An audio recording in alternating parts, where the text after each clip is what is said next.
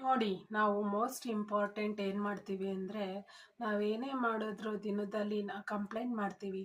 ದಿನದಲ್ಲಿ ನಮ್ಗೆ 24 ಗಂಟೆ ಸಾಕಾಗೋದೇ ಇಲ್ಲಪ್ಪ. ಜಿಮ್ ಮಾಡೋಕ್ಕಾಗಲ್ಲ, ಮತ್ತು ಪ್ರೇಯರ್ಸ್ ಮಾಡೋಕ್ಕಾಗಲ್ಲ, ಯೋಗ ಮಾಡೋಕ್ಕಾಗಲ್ಲ ಅಂತ ಹೇಳ್ತೀವಿ. ನೀವೇನೇ ಮಾಡದೇ ಇದ್ದರೂ ಲೈಫಲ್ಲಿ ಪ್ರೇಯರ್ಸ್ ಮಾಡಲೇಬೇಕು.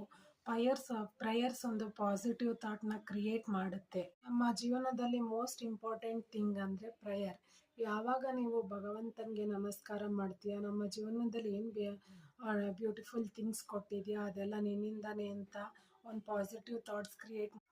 ನೀವು ಎಲ್ಲನೂ ಇಷ್ಟಪಡ್ತಾ ಹೋಗ್ಬೇಕು. ನೀವು ಬೆಳಗ್ಗೆ ಎದ್ದಾದ್ಮೇಲೆ ನಿಮ್ಮಮ್ಮ ಊಟ ಮಾಡಿದ್ದನ್ನ ತುಂಬ ಇಷ್ಟಪಡ್ತಾ ಹೋಗ್ಬೇಕು. ನಿಮ್ಮ ಹಸ್ಬೆಂಡು ಸರ್ಪ್ರೈಸ್ ಕೊಟ್ಟಿದ್ದನ್ನ ತುಂಬ ಲೈಕ್ ಮಾಡ್ತಾ ಹೋಗ್ಬೇಕು.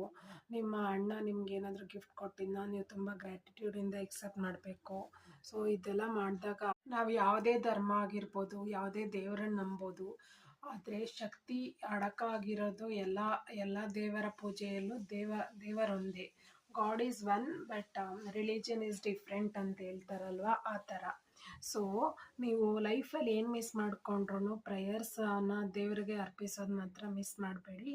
ದಿನನಿತ್ಯದ ಒಂದು ಭಾಗವಾಗಿ ಪ್ರೇಯರ್ಸ್ನ ಇಟ್ಕೊಳ್ಳಿ.